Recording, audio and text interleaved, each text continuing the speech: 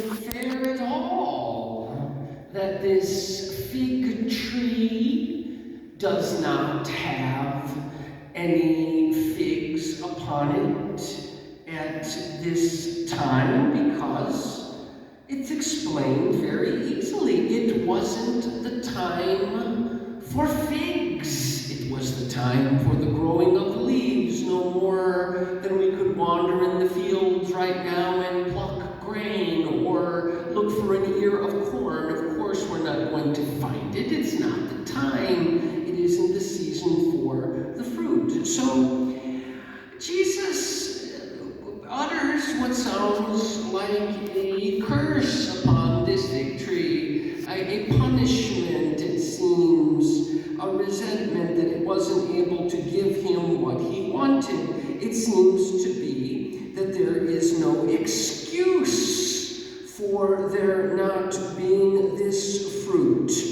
I certainly don't think at all, I know it's not the case that this gospel is meant to tell us that Jesus had a temper that was unfair, that was unjust. In the providence of God, this fig tree is meant to teach a lesson, a parable that surrounds the beginning and the end of our gospel today. The fig tree, Jesus is looking for the figs, and at the end of the gospel, we see that this tree has withered because Jesus' blessing is withdrawn. What happens in between is this temple incident, this very severe temple event where Jesus sees that prayer has been made into a commerce and that it has invaded the space of prayer, making it difficult for anyone to pray. And the disciples will see how displeased that the temple and its system of chief priests are not producing the fruits that God desires from them, which is to authenticate prayer, authentic prayer and faith. This gospel is meant to help reflect later that the temple itself will wither, will go out of use from the Christians, who will be expelled from it anyway, and it will later be destroyed by the Romans. It is a happy pairing today of the first reading from St. Peter. He's talking about prayer. He says, I know that times are difficult.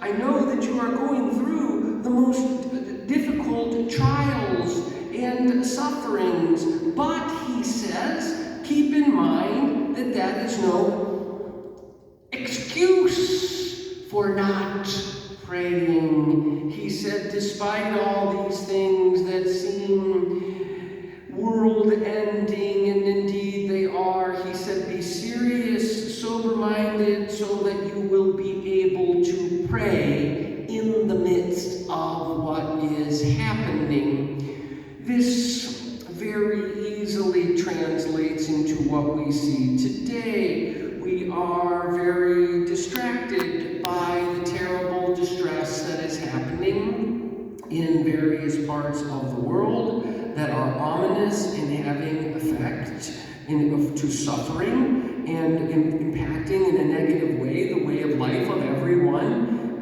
except for the most wealthy, in one way or another. We can become transfixed by that constant news, by that constant drumbeat of distress, negativity, and suffering, and say, well, who can pray? We could try to use that as an excuse and say, well, who could pray when you have all of this distress? It's not a time for prayer. No, Jesus tells us, gives us this message. It is precisely the time for prayer. We are responsible even when prayer doesn't see in season. Just as Jesus expected fruit from that fig tree, so prayer is always in season, and Jesus expects us to bear its fruit. May we heed the warning of the fig tree, and may we listen to the first Pope, Peter, who strongly urges us and even demands that we set ourselves in a frame of mind even now to be able to pray.